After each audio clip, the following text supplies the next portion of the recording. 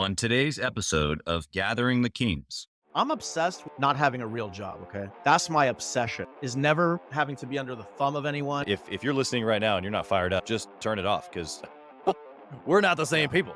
The dirty secret of e-commerce is that virtually nobody is making any money in that game. Many people like to talk, oh, I sold millions of dollars worth of this.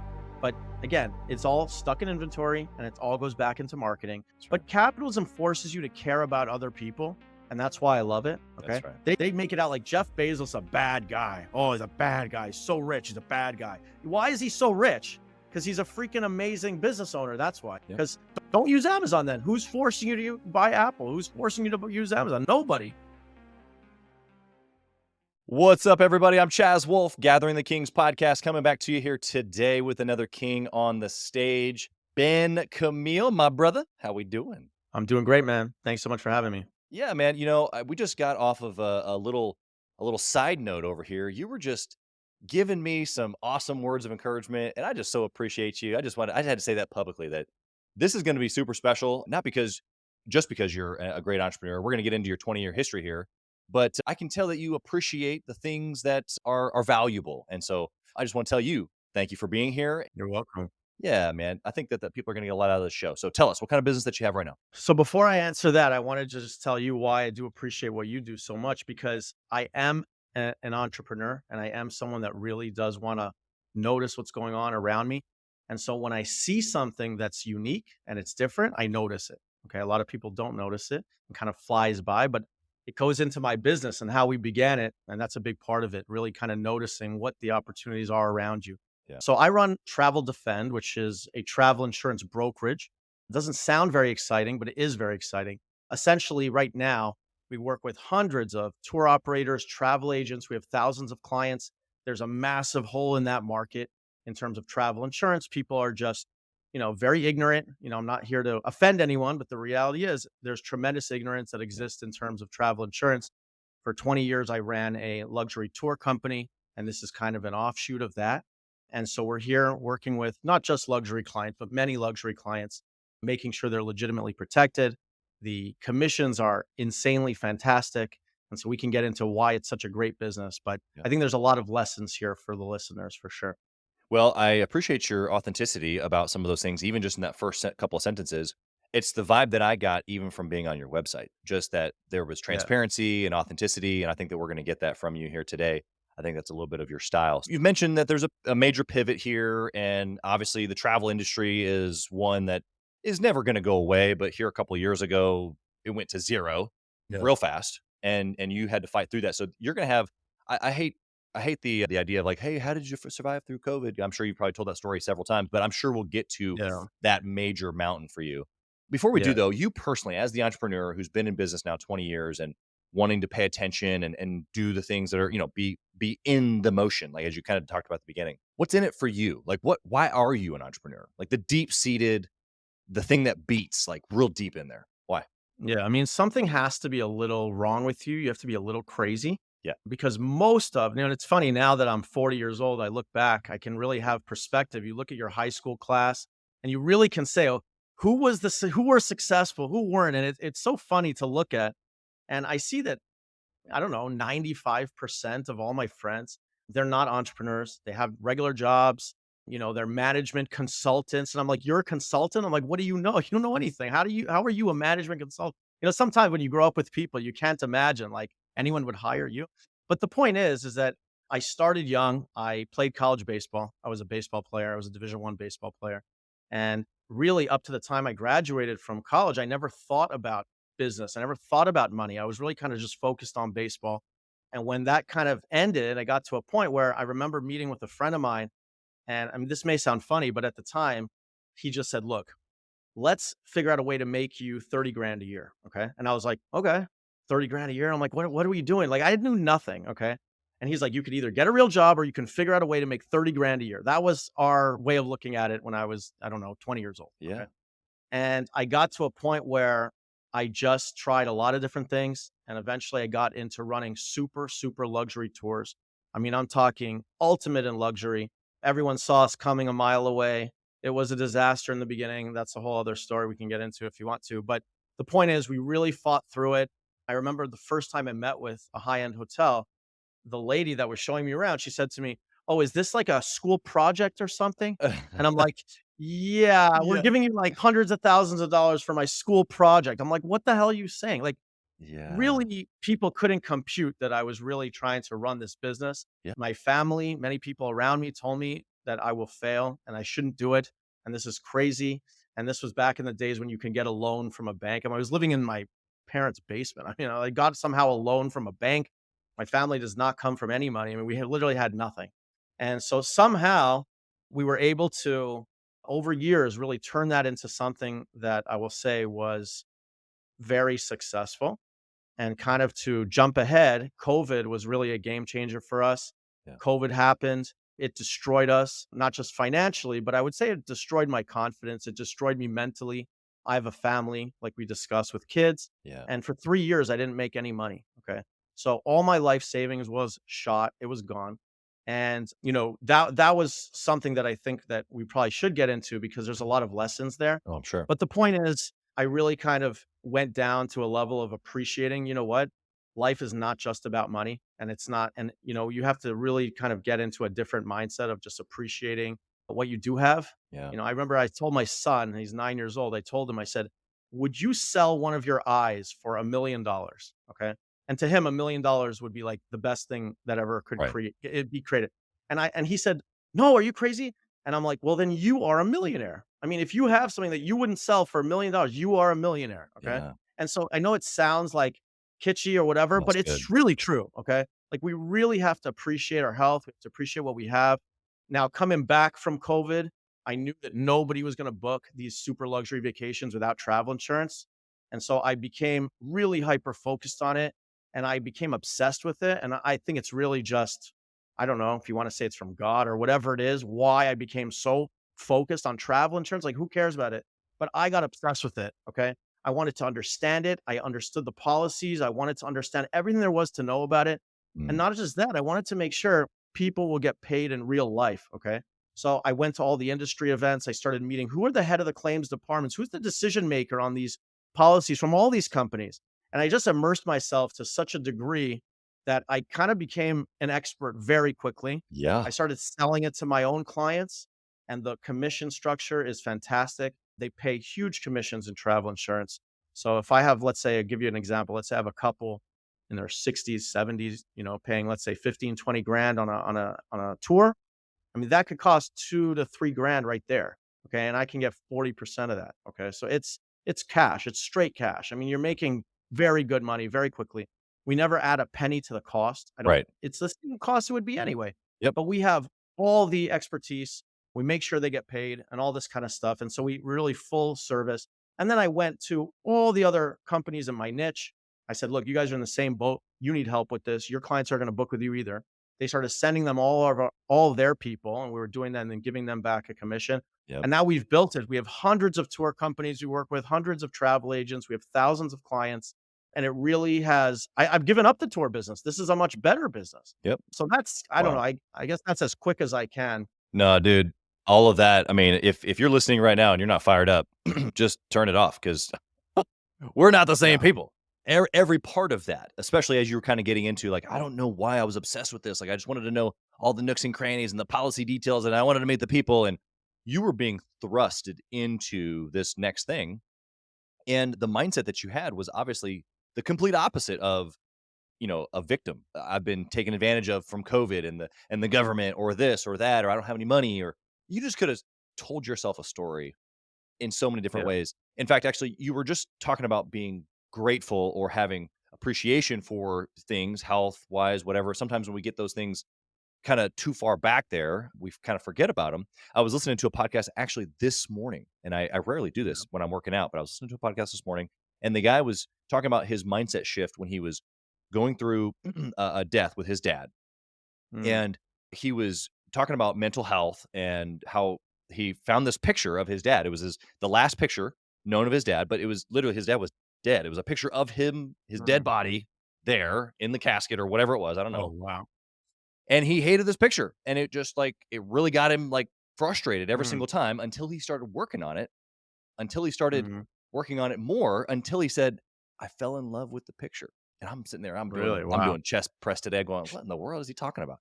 I did chest press today too. We got to Boom, talk about. kings. All right, so he's like a couple minutes later, he's like, "Dude, I fell in love with the picture because it's the best picture of my dad." Yeah. Everything is mental structure, right? It's a way of looking at things. Yeah. That's cool. That's a cool story. You've been in this travel world for 20 plus years. COVID's on Yeah. the like the tickle, right? Like everybody's talking about it. It hasn't come burning, crashing down. What are you Yeah. thinking in that moment? Well, again, I can't. I'm not here to talk about anyone else and all that. But in my world, personally, all the people that I know and all my friends and everyone in my community, everyone benefited from COVID. Okay. I was in my world, again, obviously I'm not. Obviously, there were millions of people that got hammered, but Yeah. I was the only one in my world that really got destroyed.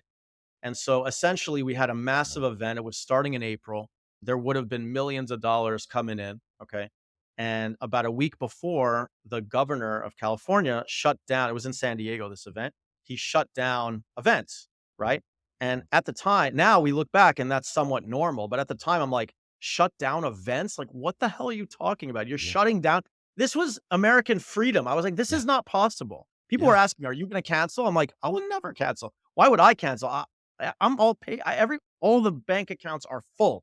We're ready to rock. Okay. I was literally at the property a few days before setting up like final details with the hotel staff and all this kind of stuff. And anyway, so that happened. And all of a sudden, I was the bad guy, right? I'm this terrible guy. Everyone's screaming at me. We want our money back. And we're talking about millions of dollars. Okay. Yeah. And so we kind of, internally looked at everything. And we said, look, we already spent 25% of what we got in creating this event because I mean, how are you supposed to create an event? We're talking Yeah. about food going 24 hours a day. We're talking about super high end entertainment. This is all families also. Kids, we had day camp, daycare, we had Wow. world famous speakers, like Ben Shapiro, Dennis Prager, all these guys come to our event as speakers, all right? We already paid out a lot of money. Yeah. So we looked at everything internally and we told everyone, look, we can give you 75% back of what you gave. And I know that's not like that doesn't make them happy that they But did it's what we lose can do. money, Yeah. but that's what I have. I'm like, oh, I don't have a penny more than that. I'm saying, what am I supposed to do? Yeah. And so we had everyone basically was cool with that. For a while, the hotel didn't want to give us. We had 800,000 in with them with deposits. They didn't want to give us that money back. They Yeah. said, "Yeah, we'll roll it over to the future." I'm like, "Bro, who knows what the future holds? And nobody. Do I know that what's going to happen here? I mean, this is like the craziest situation ever." So we were very, very, very tough on the hotel. They did give us thank God they gave us that money back, Yeah. and we gave everyone 75%. And now I just worked an entire year and I was about to make money for my family. And Yep. so that happened a week. That event was a week after, like they shut COVID was like end of March. Okay. I don't know if you remember that Oh yeah. time. And so our event was beginning of April. And so I gave all that money back. I had nothing. I just worked the whole year. I have nothing. And our events were in California. So, it was another Yeah. 2 years. So it was really 3 years between events.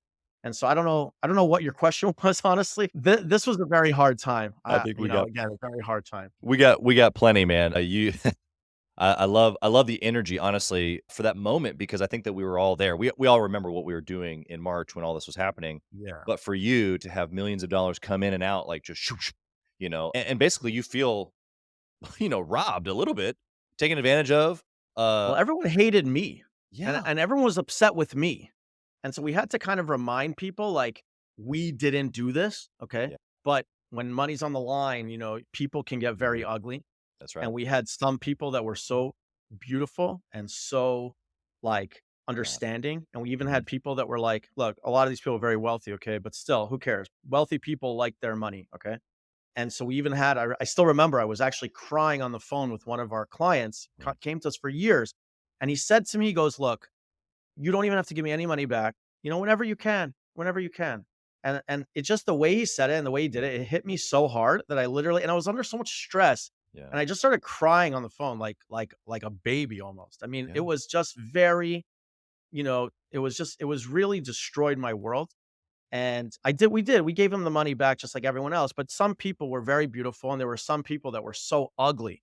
And yeah, you don't realize when you act ugly like that, it made us like not want to give him his money. I mean, we were going to. We gave everyone back. But the point is it doesn't help to be ugly like that. Like they Yeah. think they're gonna like get themselves better position, but it really doesn't, And so that was a big struggle. What's that emotional moment for you of really just someone giving you some grace and seeing you? We don't get that as entrepreneurs very often. I kind of have a storyline that I follow, and most entrepreneurs I think can relate to it. Where it's like you've always been the guy, right? I've always Yeah, been the guy. Every circle that I'm in, I'm always the guy, right? I'm the guy in my house. I'm the guy in my marriage. I'm the guy, in any sort of environment that I've ever been in, outside of yeah, business or in. And that's actually how we like it because we are creators. We create our environment. yeah, But that doesn't mean that it doesn't get heavy sometimes. And so obviously that's a big reason why I even started Gathering the Kings a couple of years ago is to be able to have a group of people around me that would help me carry the weight. But for you in that moment, that's in essence what was happening. This other guy was like, "Hey dude, I see you.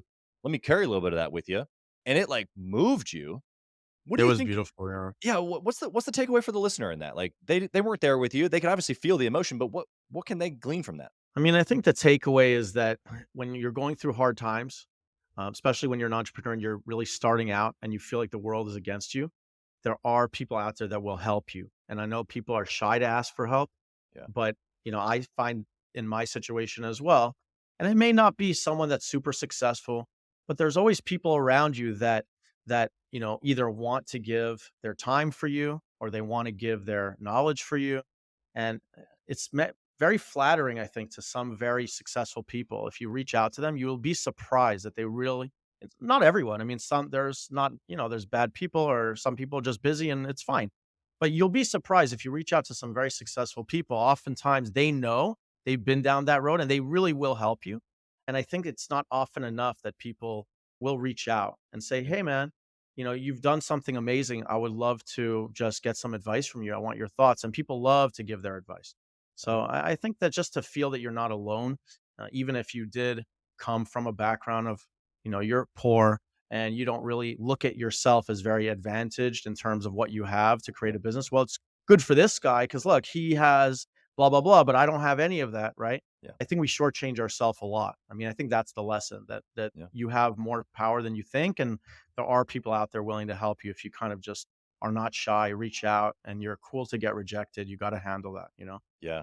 Yeah, I think that's a beautiful thing for folks to realize. It's just the courage then to be able to step into that. Also, then the courage when we then have the opportunity to be that person, right? Because that's part of kingship is not That's the just, flip side. yeah, That's the like flip. next Yeah. time you're in a situation where some other entrepreneur or system or business or whatever has maybe given you a little bit of a pressure situation, how are you acting, Yeah. right? I do. I love to give advice. I mean, I have a lot of people in my world that do come to me for advice, honestly. And I'm very opinionated about my advice. I don't know if I'm always right, but All in. I'm very passionate about it. Yeah. Definitely. Yeah, Definitely I that's the mean, case. it's the principle, I guess, of I mean, I'm either going up or down. Either way, it's like it was my choice, Yeah. and Yeah. either way is fine, but I'm not going to be swayed, one way or the other, which is great. The story of COVID, obviously a massive, mountain for you to move. Let's fast forward just a little bit here. Inside of this pivot, what was the good decision? You said you started to pay attention to people aren't going to travel in your regular business without this other thing, so it started to glean your attention.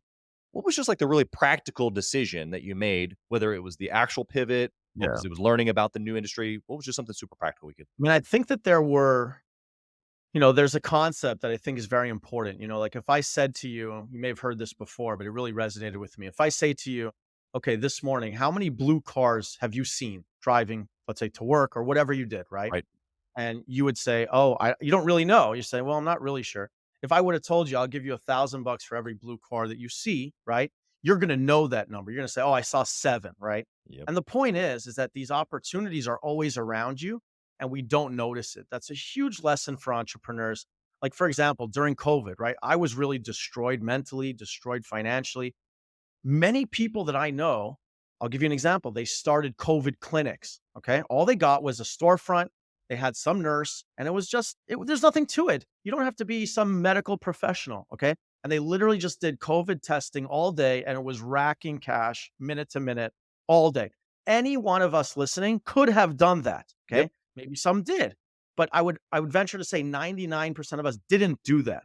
Yep. Okay. Now, again, that's not something you can do forever. Fine, but it's an opportunity and guys did very well. Okay. Yeah. Like very well. But could I see that opportunity at the time? No, I couldn't see it because I was so destroyed. I wasn't even like my mind wasn't open to it. And Yeah. so when this opportunity came, COVID is kind of, it's, I don't know what word you want to use. It's fizzling or whatever it is. And we're going back into the real world. I knew it was on my list with my business partner, travel insurance, that I got to figure this out. Yeah. Why? Let me ask you, why out of thousands of tour operators that exist in America, okay? You know how many did what I did? Zero for Yeah. I me. was gonna say hardly any, I bet. No, zero. Because you know how many travel insurance brokerage concierge services like what we do? There is no one else doing this. It doesn't exist in America, Wow. which is crazy. You would say, "Oh, of course it does." Trust me, I've done a lot of research on this. You can either buy travel insurance directly through, let's say, Allianz or AIG. Go to their website. You don't know what the hell you're buying. If something Right. happens to you, you're a faceless nothing. They're not. You don't even know what's going on, right? Or you can go to like an Expedia type website, and they'll give you 100 options. But again, you know nothing, and you are nothing to the insurance companies. You are nothing. Yeah. Is there anyone you can call to actually have real guidance who can actually, we have access to every policy in America, figure out what's good for you, do the paperwork for you, make sure you get paid. And we don't charge for this. We don't charge a penny for this. I So love the it. point is like, yes, you have travel agents who will do their own clients. You have tour operators who will do their own clients, but these people know nothing. They know nothing. If you have a real problem, they're like, we can't help you. And Yeah. so the point is, what we do is very special. It's very unique. It took time to even figure out what did I have here and even Yeah. put the pieces together. Right. But the point is, this opportunity was available to anybody in, let's say, the tour industry because we were Right. all in the same boat. Yep. And I came out of it. And I didn't realize until actually I was on another podcast recently that I was like, yeah, you know what? I really did do something very special because the fact is, I saw an opportunity and I attacked it and Yep. I made it happen. And there's nobody else doing this in the entire country. And so you can imagine the potential we have. Yeah. I think will be as big as any travel insurance company in itself. Yeah. Meaning we have, and if you look at the competition, right? They're all fighting, all these idiots fighting with each other. Okay. What company should you use? AIG, Allianz, whatever. You don't know, you don't care. You're not loyal to any of these companies. But with us, I have access to everything. So I'm not competing with anybody. I'm saying, Right. what do you want? Yep. We'll talk about it. We'll make sure you have it. And so the point is, we're really kind of in our own world in terms of business model, which is lucky and special and very blessed, to have that. Yeah, I think that the story that we're hearing you say is, or even just that maybe you had a recent enlightenment on it, wasn't just that you made a pivot. A lot of people made a pivot. They had to survive during COVID. Yeah. But you saw a game-changing opportunity, but then went after it. It wasn't like you just attacked it. It was like, no, like I'm all in Can I 100%. stop you for a second Yeah. also? Yeah. Yeah. Because if that's okay, my business partner who I ran these tour companies with, okay, we grew up together since we were 10 years old. We were literally in school our whole life and we were best friends. Yeah. And now looking back, this sounds like, oh, what a fantastic idea. This is going to work. I mean, it is working. We're bringing in millions of dollars. He didn't want to partner with me on this. We were Yeah. partnering together our whole life. He told me, terrible idea. This is not going to work. No one else is going to talk to you. No one else is going to work with you. You're not going to be able to get all the tours on board and da da da. And so the point is that it is obvious now that it's successful, Yeah. but it wasn't obvious at the time. And that's, I Yeah. think, a big lesson for entrepreneurs because So good. you always like to look after and you say, well, this guy has this travel insurance. He lucked out and got into this unique situation. Trust me, it wasn't so obvious. Everyone I spoke to was like, travel insurance is $20. What are you talking about? How are you even making money on that? And we have policies now that are done, which I could tell you about, which are $20,000 policies. Okay. So the point is, there's a lot here, but it was not obvious to anybody at the time. I mean, Yeah. as we were beginning it, I was thinking also maybe of doing like a maid service company. Like we had a lot of ideas on the table. It wasn't like so obvious. And then Yeah. as we're thinking of this maid service or different businesses, travel insurance cash keeps coming in. I'm like, maybe I should just focus on this. Like it actually is working pretty well. So yeah, that was interesting. There's so much here. I want to read you a quote that I just posted this. It says 40 minutes ago. So before our show, I Yeah. posted this. I want to know your opinion. It says, "When you are obsessed with getting better, your mind can't stay stuck. The very act of obsessing over bettering yourself forces your mind to find new solutions." Yeah. That's Cool. everything that you just said. I like that. Yeah. I was obsessed. But I You also are. I can saw hear it. Yeah, like I saw the opportunity and I knew, listen, I'm obsessed with not having a real job, okay? That's my obsession is never having to be under the thumb of anyone. I just met my friend in the gym, okay, literally like an hour ago. And he's telling me how he's a lawyer and he's at his firm and he's working on some big account and they just brought in some other guy and all this political crap, that he has to deal with. He has to pretend that he's happy about this or else he's not going to get the promotion. I don't have to deal with any of that stuff, Yep. and so I'm committed to that. Yeah. And so, I happen to be very passionate about travel insurance, but it's funny, like if you get into it, you would be. But I think it's just passion about being an entrepreneur. Hey, kings and queens, Chaz Wolfe. I want to talk to you about something that's super important to me. We put a lot of time and effort, we meaning myself and my team, into this podcast, into the content that goes out every single day. And if you have been getting any sort of value or insight from this, we want it to be able to reach other business owners too. So we would love if you would like, comment, share, leave a review, post, share again, all of the things on social media, on all the different platforms, or even on the podcast mediums of Apple and Spotify. We would love to be able to get our content into more hands, more entrepreneurs, so they can grow their business as quick as possible. Together, we are building a community of like-minded entrepreneurs who are committed to growing their businesses to new heights. So let's do this. Let's help each other. Let's help each other grow. What is about that? I mean, you kind of talked about freedom there. You've also Yeah. kind of mentioned that you've got a family, of course, and there's survival and like a provision element, I guess, of Yeah. that. But for you, it really has transcended. Like you threw out maid service, travel. Like those are very different. For me, I've been in different industries. Yeah. About being an entrepreneur, is it creating or solving problems, creating solutions? Is it really just about winning? Is it about not having a job? Like what's that? Well, for me personally, it comes to the point where I grew up in a situation, my father passed away when I was 3 years old. Okay. Wow. And my mom had to support us and she was an optician. Okay. So she made, I don't know, her 30 grand a year. And we really grew up with very meager, finances. And so I remember very clearly, like, remember Reebok pumps? You remember that? You might be the same age as me. Yeah. But like, I couldn't have Reebok pumps. Okay. And it still sits with me. I still Womp, remember. womp, And I womp. was like, oh my God, I want the Reebok. And everyone in my class had it. And my mom saw that it was like, I don't know, $120 or something. And she's like, no, like, you can't Sorry, have it, dude. And so, like, just like I grew up in this kind of manner, like, I really grew up in a way that I think was tough financially. Yeah. And so really, I'm a scrapper, I'm a bare bones scrapper. And so to me, the main thing is I want to just be able to survive. Okay. That's like step one. Hmm. And now thank God I'm doing a lot better than that. But the point is that that's really for me where it came from. Now, this is why I love capitalism, right? Capitalism, you can have some people saying, oh, capitalism isn't good. It's not, I don't know what they say, but they're all against capitalism for some reason.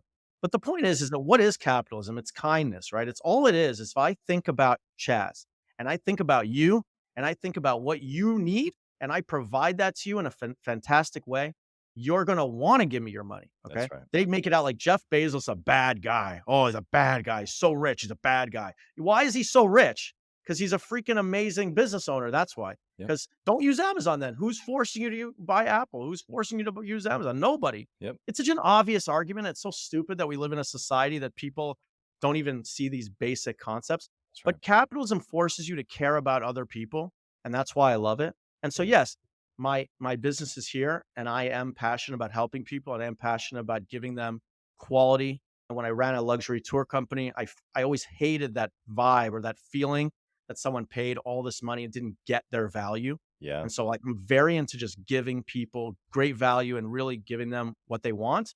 And I think it leads into this business as well. We're very passionate about helping people Yeah. and making sure that if you buy a policy with us, for example, we will make sure you get paid.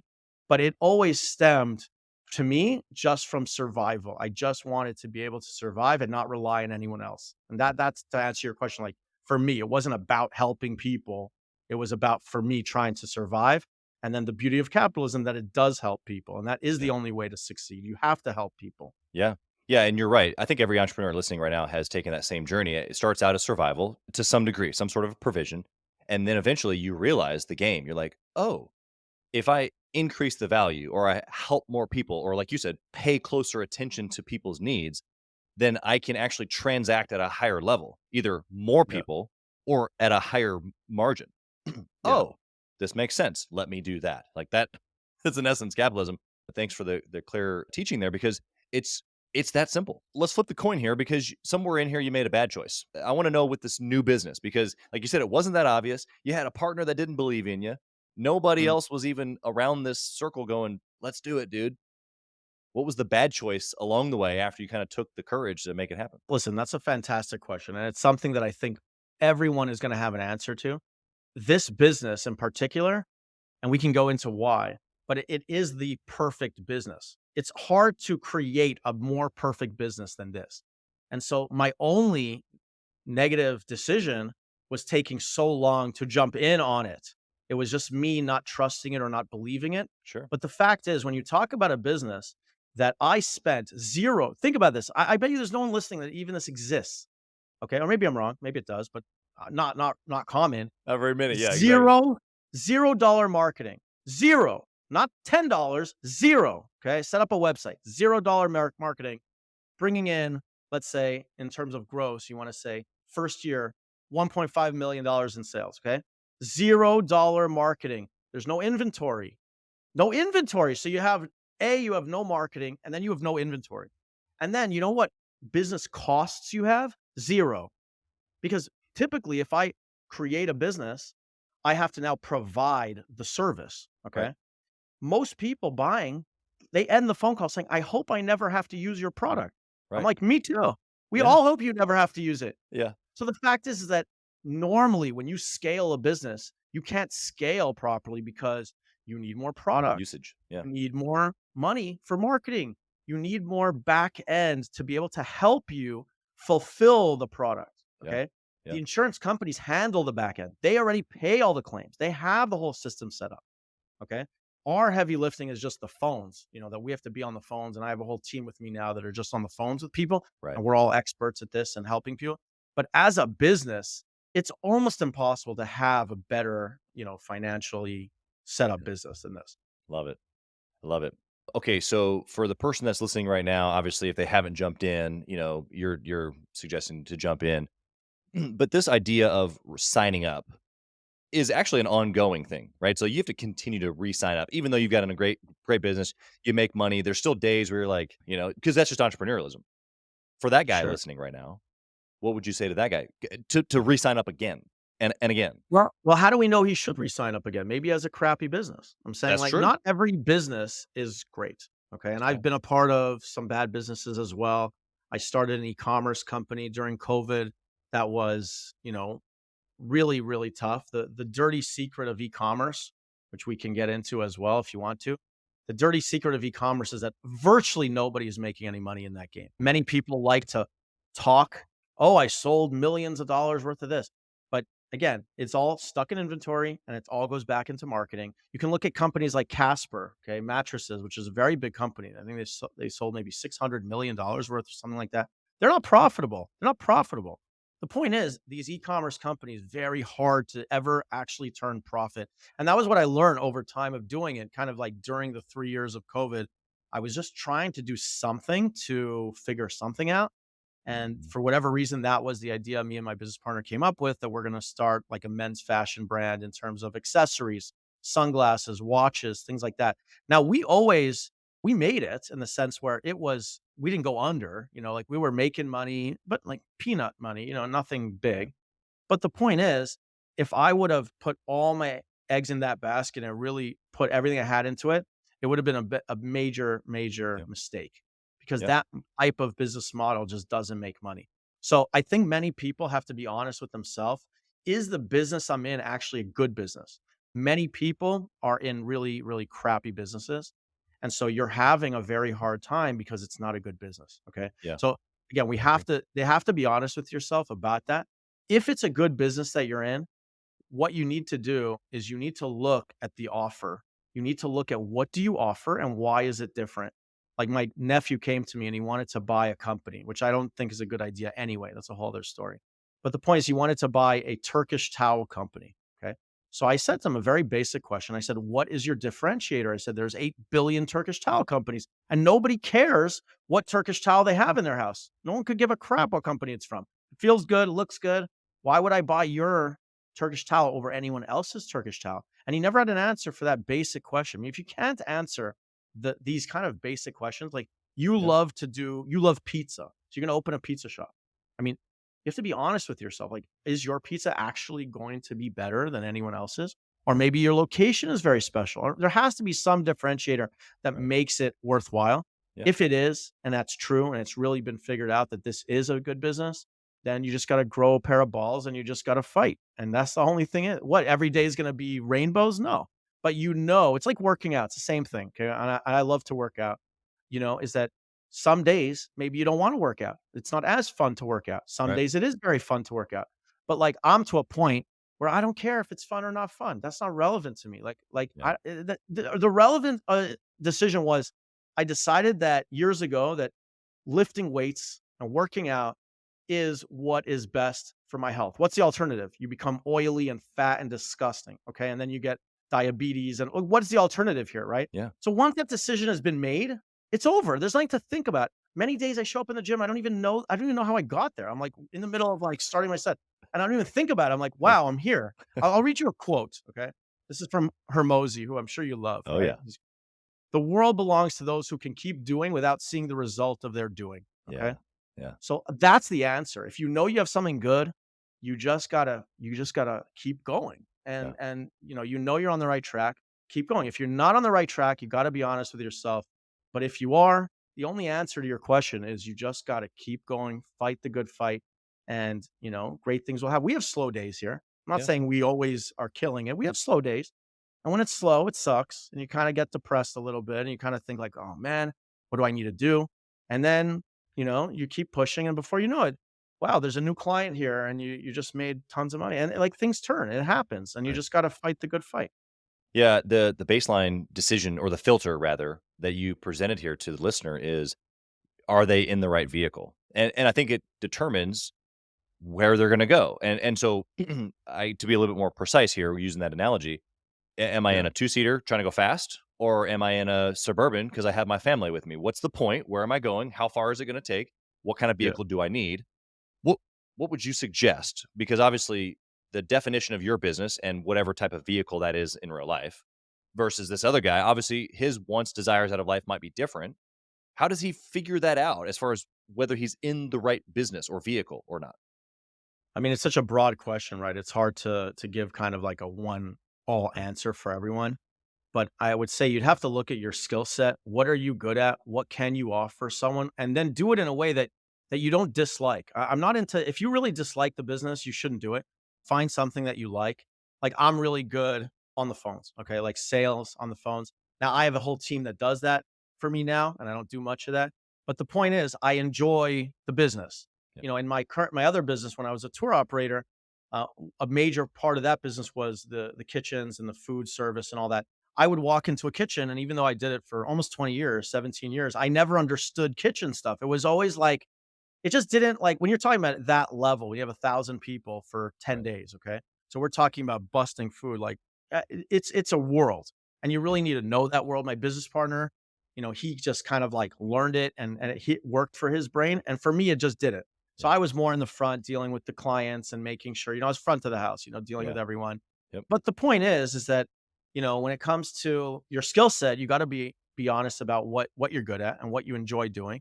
Yeah. And I would say that's probably the biggest thing because being an entrepreneur is fantastic, right? So we don't want to make it miserable. We don't want it to be miserable. If it's working and you have something that you enjoy, then it's great. If you have a business that you hate every day, then what are we doing? I Yeah. mean, go get a real job.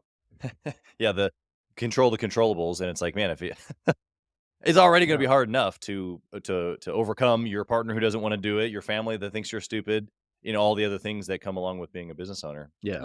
Speaking of family, let's kinda parlay here into, your family. You've recently made some big changes in your world because of your family, but, Yeah. I guess my question is, clearly you're an obsessive person. We've seen how that has worked for you in your business and businesses over the years. Yeah. How does that work for you as an entrepreneur in your marriage, in your family, in your health? You've mentioned going to the gym. Like what I see Yeah. a lot of times is a guy or gal thinks that, well, I got to be all in, and they kind of put those priorities down or even off the list altogether. and they Yeah. don't know how to be obsessed with all of it all at the same time. What would you say? Yeah, that is a good question, man. That is a hard thing to do, as we all know. I happen to be very blessed, in the sense that my wife can really she's not like I even noticed this when we were dating. Some girl and I dated a lot, bro. I dated over 1,000 girls, okay? So we can really talk about that. You But the you point tally is like you actually know that number? it's a lot. It's up there. Okay. I wasn't into guys. Like honestly, every night I would try and get dates going Sunday, Monday, Tuesday, Wednesday, Thursday, like different. Like I was into that. The That was pipeline. my Yeah, how am I supposed to get that the was right my one if I don't have enough opportunities in the pipeline? You're a sales yeah, guy. it was fun for me. I mean, that's kind of like what I was into. I mean, I've been married almost 12 years now, so that's like Yeah. kind of been gone for a Well, while. But the point now you're is, into her. yeah, 100%. And like the fact is that I could tell when we were dating, she never once asked me, "Oh, when are we getting married?" She's not a needy type at all. And she's very self-sufficient.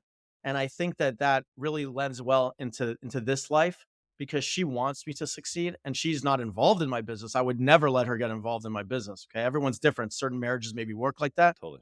For us, if she was involved in this, it would be disastrous. I don't want her ever involved in any of that, but she can handle our kids and she can handle that kind of thing. And she really does allow me to do my thing Yeah. and kind of like to succeed in that way. But everyone's personality is different, and obviously I have kids and I want to be with them and I need to be with them. Yeah. But, I'm with them in the evenings and I'm with them in the morning and I take my kids to school and stuff like that.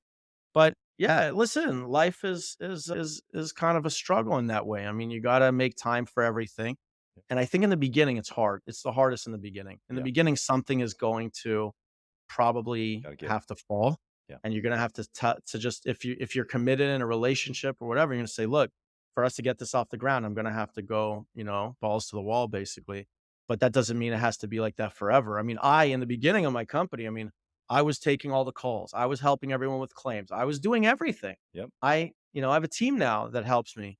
And so that has taken a lot of load off me. I hire managers now who are fantastic, who are real killers. I mean, they're amazing. And so if you hire really fantastic people, I look in and check in, but it takes a huge load off of me. And then I can spend my time doing this with you, right? Yeah. This is the kind of stuff I like to do is go out there and trying to build the brand and go after tour operators and travel agents in a high level Right. way.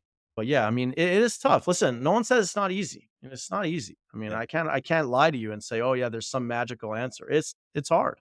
Yeah. It is hard. Yeah, especially with that family. I think you hit the nail right on the head there with the importance of the spouse.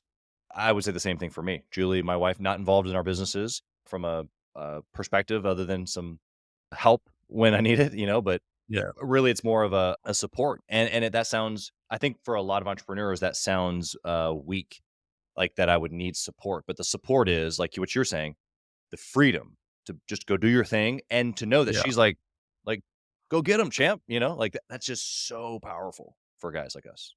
Yeah. And listen, I know that everyone's different. Everyone's marriage is different. I'm not saying this is the only way it has to be. Right. Like my other friend, his wife is an advertising executive. Yeah. And Different. so she Yep. helps him in that marketing of their business tremendously. Totally. I don't have that. Listen, everyone's different, but the point is, to have someone that you can allow yourself to focus, because focus is key. If you're not going to be able to focus, and by the way, we should touch on this because many people have side businesses and many side businesses are a problem.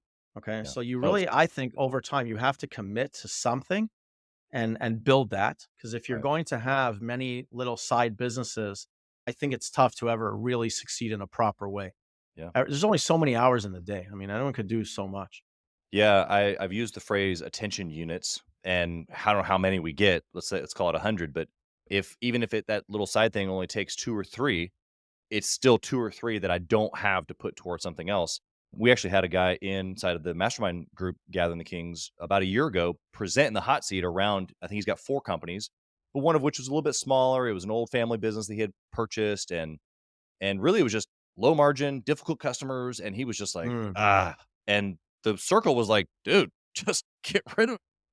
And he did. People have a hard time saying no. Yeah, well, I mean, it was his family's business from 40 years ago, so like that's tough. Like you're deep in the forest on that. So, but he did though. A year later, he posts that he shut that down. That company actually made 5% more that year because he shut that part of it down. And his other business, his main business, grew 37%. I mean, come on. Of course, that's going to happen. How could you be conceited to think that other people are doing this full time, you're doing it part time, and you're going to Right. beat them? I mean, come on. That's right. It's good. It's good. I've got one last question here for you, Ben. We've touched on a lot of different topics here today. Your energy Yeah. is true, and I'm holding you to that same standard here on this question because even though it's a little heartfelt, I assume that you're going to give us the same intensity. I want you to roll the clock back, and you Yeah. get to look at a younger Ben, and you just tap him on the shoulder and you whisper in his ear.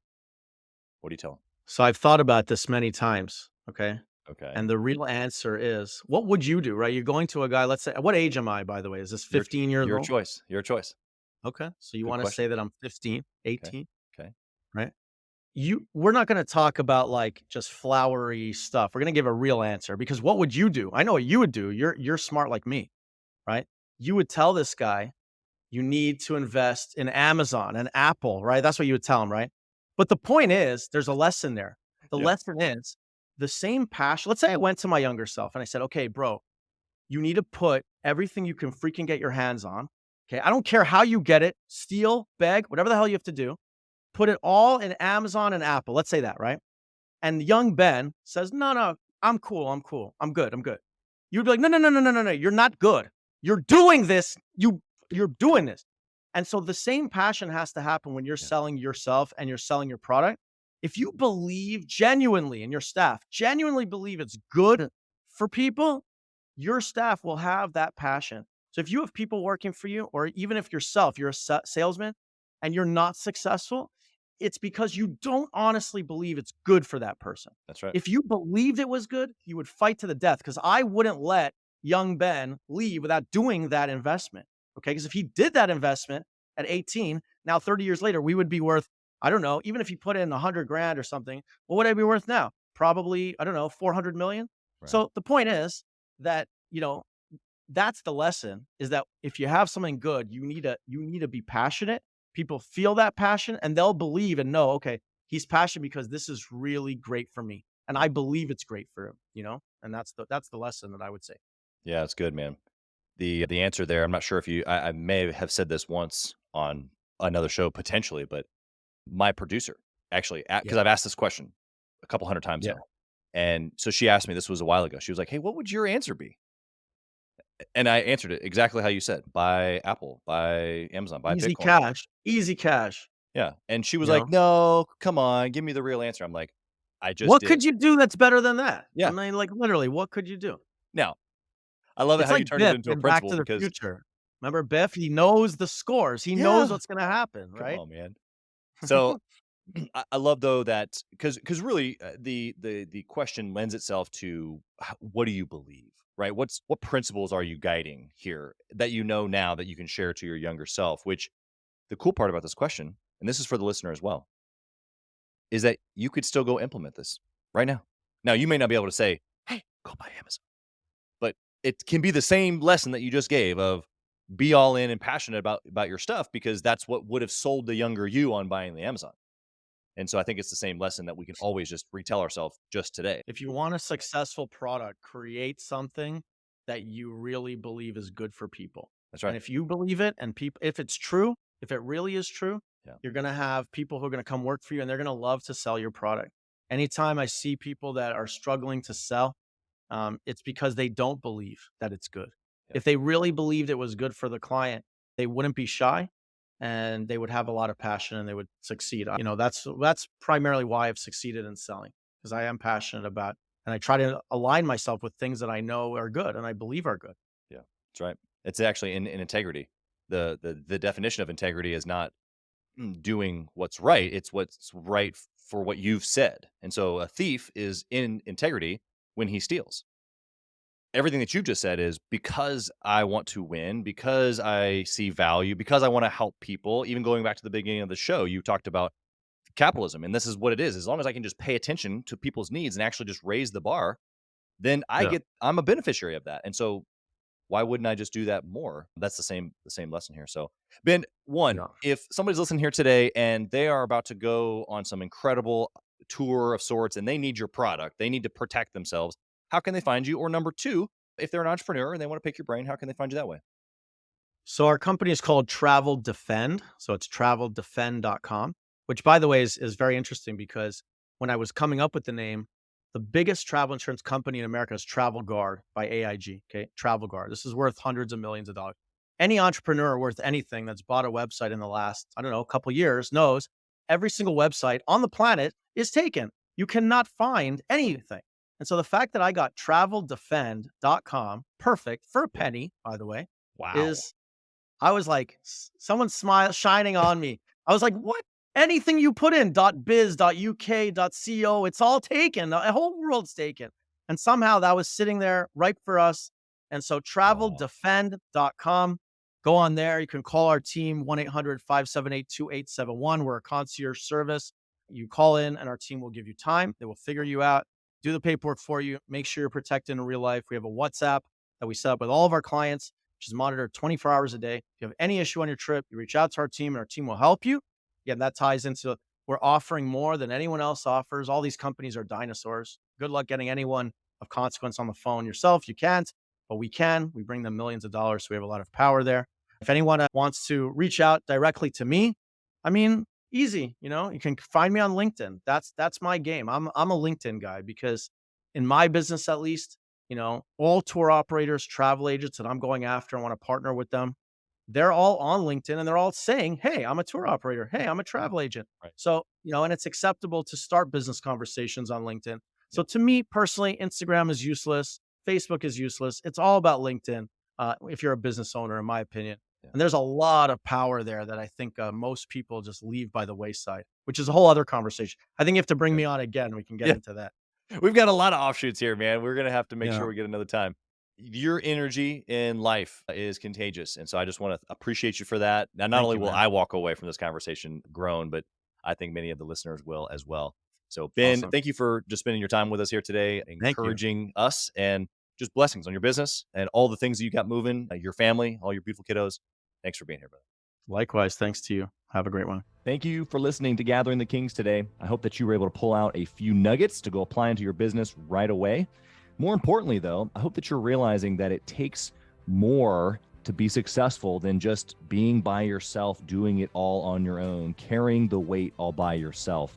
What I have realized, not only in my own journey from multiple businesses and multiple different industries, and now interviewing over 200 or 300 other very successful 7, 8, and 9-figure business owners, is that it's tough to do it alone. And so Gathering the Kings exists to bring together successful entrepreneurs. In fact, we are putting together 1,000 kings, specifically who are grateful but not done. We're intentionally assembling kings who fight tooth and nail for their business, family, and communities. And here's what we believe, that in the pursuit of excellence in those areas, that it ignites within us the responsibility to govern power and forge a lasting legacy. So if that relates and resonates with you, and you know that you need people around you, sharp, qualified, other very successful business owners, I want you to go to gatheringthekings.com. I want you to take a look at what we're doing and see if it makes sense for you to be part of our pursuit to 1,000 kings. Talk soon.